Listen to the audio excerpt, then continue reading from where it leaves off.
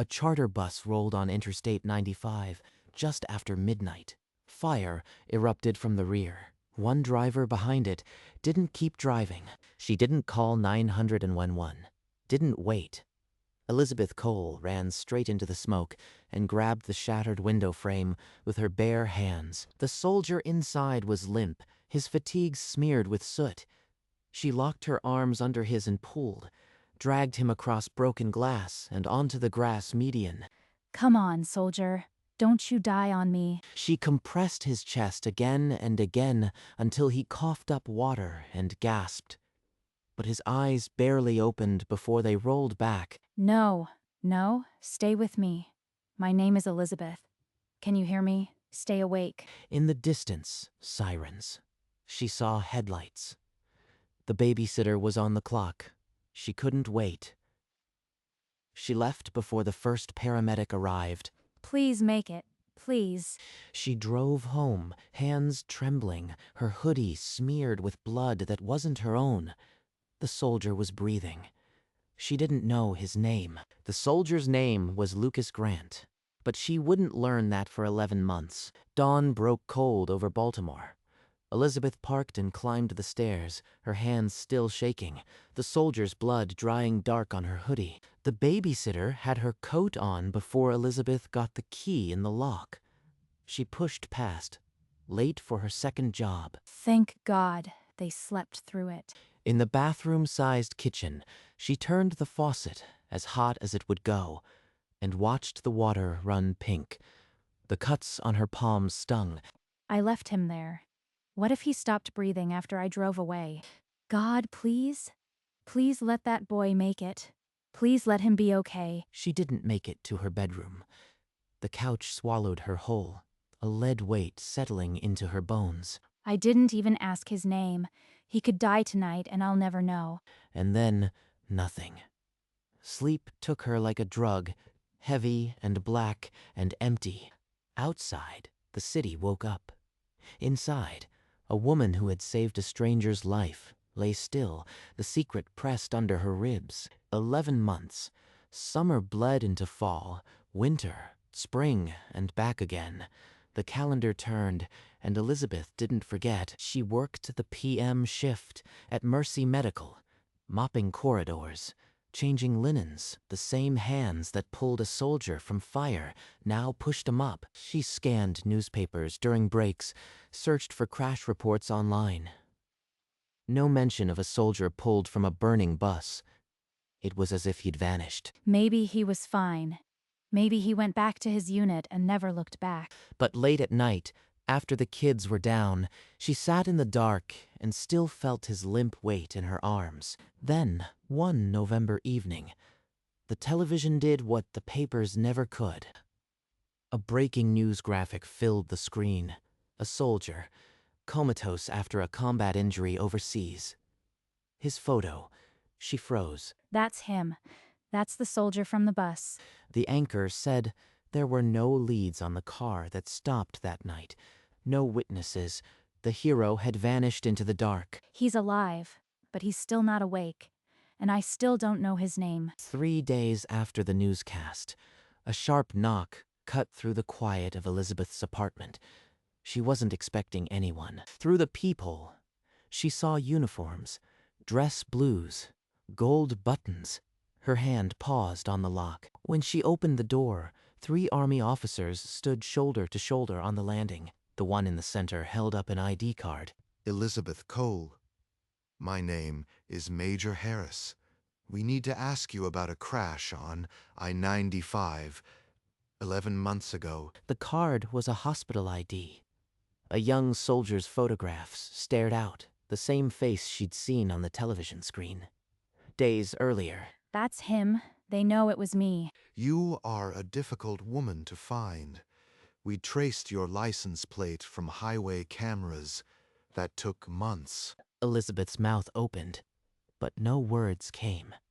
Her children were in the next room. May we come in? There's something you need to know about Lucas Grant. She stepped back, letting them into her home, her legs barely holding her weight. The secret she'd carried for almost a year was no longer hers. They sat on her worn sofa, 3 uniforms filling her small living room. Outside, the children's cartoons kept playing. Lucas Grant survived that crash. Miss Cole. Broken ribs, smoke inhalation. But that's not why we're here. 3 months later, he deployed. An IED flipped his vehicle. He hasn't opened his eyes in 9 months. He lived through the fire.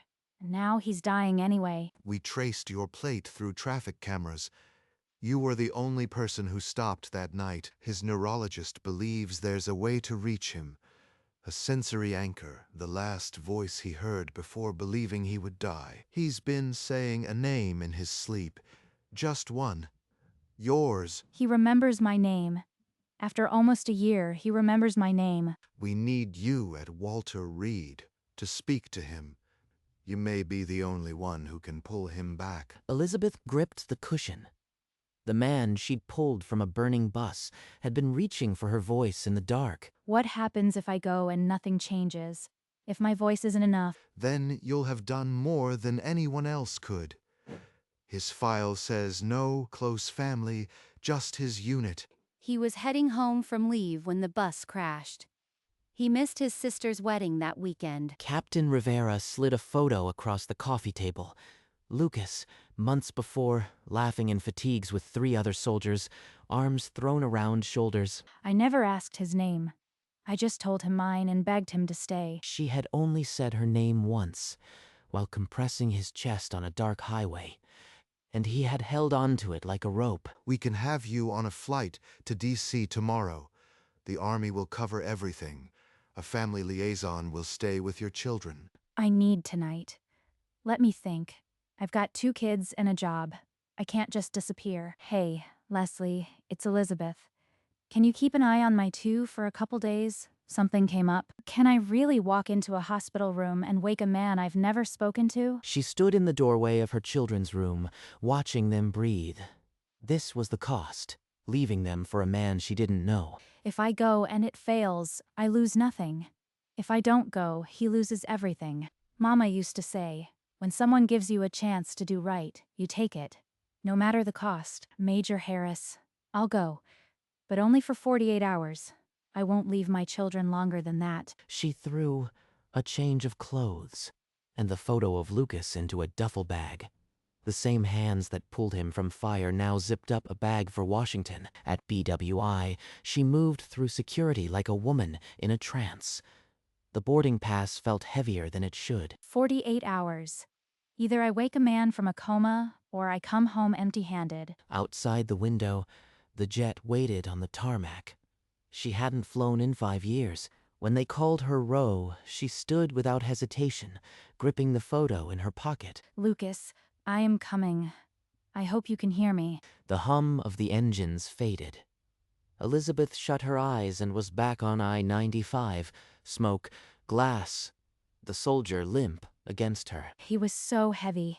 I thought my arms would give out, and I'd drop him in the glass. I told him my name, but after that?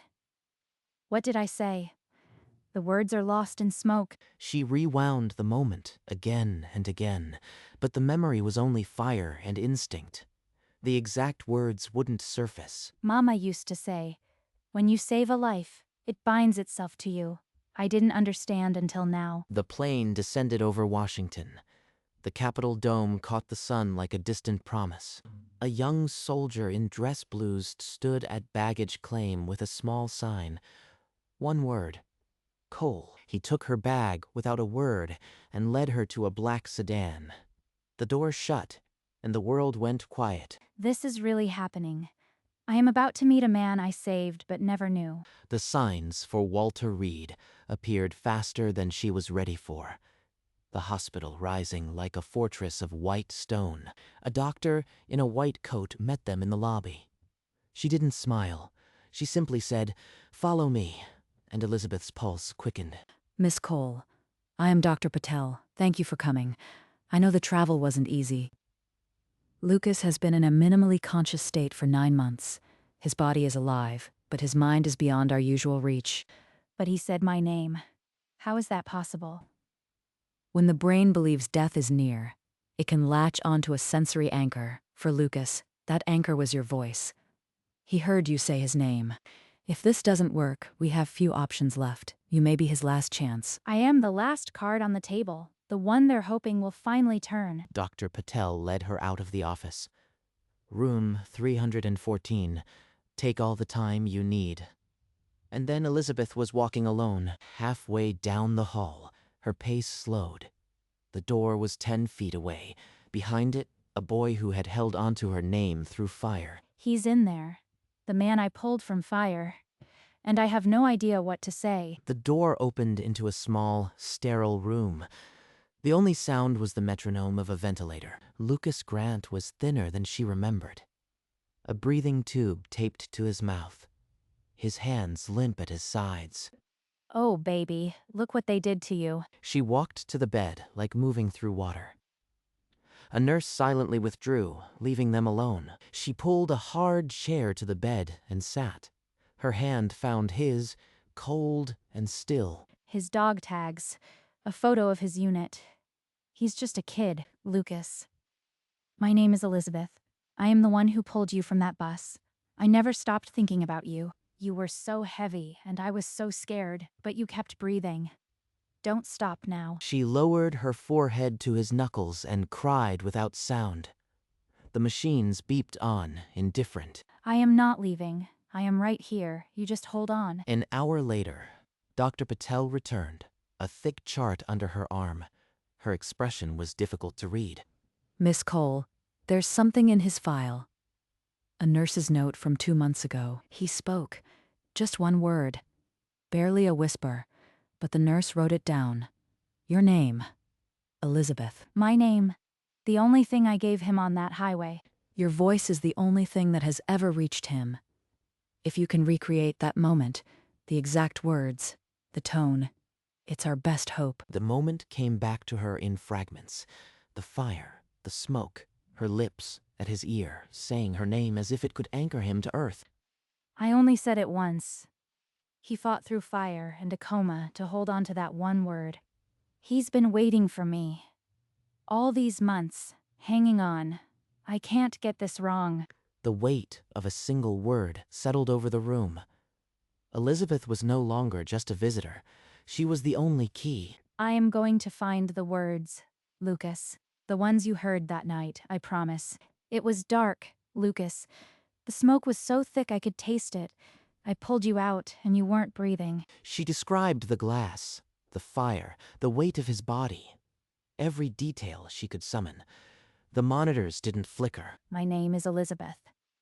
I said it just like this. Please, Lucas, come back. She repeated her name, softer, then stronger, trying to match the frantic pitch of that highway. His hand remained limp. Nothing. I am talking to a wall. What if I never get it right? Dr. Patel said the last words I spoke before I left. The ones he heard when he thought he was dying, but I can't remember them. I told him my name. I begged him to stay. Then what? There was smoke, and his eyes opened for a second, and I said, Minutes passed. The ventilator rose and fell. The monitor's green line stayed stubbornly flat. I am sorry, Lucas. I'm trying. But the words are gone. I can't find them. Outside the window, afternoon slid toward evening. Inside the room, the only sound was the machine breathing for him. A nurse touched her shoulder. Visiting hours were over. She had to leave him for the night. A small hotel room paid for by the army. She collapsed on the bed without undressing. Sleep took her like a wave. I am back on. I -95. The glass is cutting my hands, but this time I can't move. In the dream, he coughed, just like before. His eyes opened a crack, and she spoke the words she'd forgotten. You're still here. So am I. Those 6 words echoed, louder than the sirens. They were the last thing he heard before she vanished into the dark. That's it. That's what I said. Why did I ever forget? She sat up in the dark, the phrase still burning on her tongue. Dawn was hours away. What if I am wrong? What if that wasn't the right moment? But then she remembered the certainty that had pulled her toward a burning bus. No hesitation then. None now. At 5 in the morning, Elizabeth pushed through the hospital doors. The corridors were empty, her steps loud on the linoleum. Room 314 was dim, the ventilator humming. Nothing had changed. Lucas lay just as she'd left him. This is it. No more rehearsals. She took his hand, leaned close, and let the words fall from her lips exactly as they had on the wet grass 11 months ago. You are still here. So am I. Silence. The monitor beeped its steady rhythm. His face didn't move. She waited, counting her own heartbeats. You are still here, Lucas. So am I. I am here. And then a single tear slipped from the corner of his eye, tracing a path down his temple into the pillow. His eyelids stayed sealed. Is that you? Was that really you? She pressed her forehead to his hand and sobbed, torn between hope and the absolute terror that it meant nothing. Dr. Patel slipped into the room, a tablet glowing with scan results. She showed Elizabeth the data without speaking. The tear coincided with a sharp spike in his limbic system. That's the most activity we've seen in months. So he heard me? He really felt it? It's likely, but he's not waking yet. The mind holds on sometimes. Then I am not done. I left him on that road. I dragged him out and then I just left. What if he can't come back because I walked away? You didn't walk away. You carried him to safety. You came back. That's what his brain is holding on to. I have 48 hours. My kids are waiting. If I stay longer, what happens to them? My flight is tomorrow. I have to get back to my children. The Army can arrange child care for a few more days. I can call Major Harris right now. One more day. I can give him that. But then I have to go home. That night, sleep never came. Elizabeth walked the empty streets back to Walter Reed, the phrase repeating in her head. The night nurse let her into room 314 without a word. Elizabeth pulled the chair close and sat in the dark. I've got 2 kids, Lucas. Malik just lost his first tooth. Maya still sleeps with that stuffed rabbit. I am not a hero. I just happened to be on that highway. I was scared too, but I couldn't leave you. You're still here. So am I. She pressed her lips to his knuckles and waited. The only sound was the ventilator. Then, beneath her fingers, his hand moved. A weak, deliberate curl of his fingers around hers. Nurse. Somebody. He moved his hand. A nurse rushed in, checked the monitors, but his eyes remained closed. Elizabeth didn't let go all night. He's in there. He's fighting. I'm not leaving now. The doctors warned that progress could be slow, that a tear or a twitch didn't guarantee anything. Elizabeth barely heard them. The only thing she heard was her own voice echoing in the dim room, repeating words that had become a prayer. You are still here, so am I. Over and over, her breath fogging the plastic tube taped to his mouth. Hours passed. Her voice grew hoarse, then cracked. She kept going until the words were just a rasp of air. At 3 in the morning, she rested her forehead on the bed rail and closed her eyes, just for a moment. That's when his eyelid twitched. A bare flutter, then another. Lucas. Lucas, can you hear me? It's Elizabeth. His eyes opened. Not fully, just slits, pupils unfocused, wandering the ceiling. Then they stopped.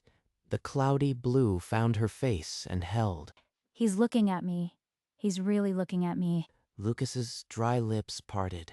The sound was barely air at first, then it shaped a word, the one he'd carried through fire and silence. Elizabeth. She pressed her palm to his cheek and let the tears fall. No holding back. You are still here. I told you on that highway. I am not going anywhere. His fingers, once so limp, curled around hers with a feeble but undeniable pressure. He's following commands. Squeeze my fingers, Lucas. Good. The coma is broken. He said my name. He held my hand. He's really back. She grabbed her phone, fingers shaking, and dialed home. Leslie, put Malik on. Baby, it's Mama.